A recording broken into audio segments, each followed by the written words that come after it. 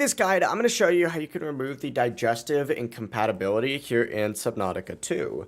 Before we do get into this guide, make sure to like the video and subscribe to the channel with all notifications on. It really does help the channel and it lets us know that you want more content like this.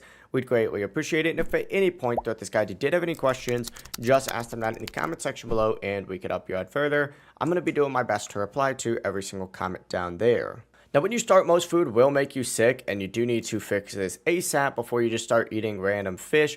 To start, go ahead and make your way over to the life pod. You may already be here. Just go ahead and turn a little bit like northeast-ish, and go ahead and make your way northeast. About 30 degrees is a good way to do this. You're going to see a giant alien structure. It's super close to the base itself, specifically your life pod. It looks exactly like this. It's a very strange looking, but if you go ahead and turn around, you could see it's only about 150 meters, once again, northeast-ish of the life pod itself. Bro, can you get out of here? Move, move, move, move. But essentially, all you need to do is, is make your way to this thing right here. Oh, it's going to start smacking my thing. God, these guys are so annoying. Just make your way over to this thing, and you need to just interact with this giant little, like, bulb-looking thing.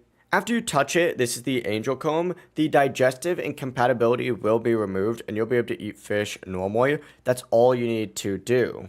You can also scan it as well, but this is essentially the modification system that this game has. It's super close to kind of make it obvious what you're supposed to do for the rest of this game, because it does get more complicated later on as well. But that's going to be the full process right here. If you guys have any questions, ask them down in the comment section below and we can help you out further. I'm going to be doing my best to reply to every single comment down there. Before you do leave this guide, make sure to like the video and subscribe to the channel with all notifications on. It really does help us out and lets us know that you want more content. Have a great rest of your day though. Peace.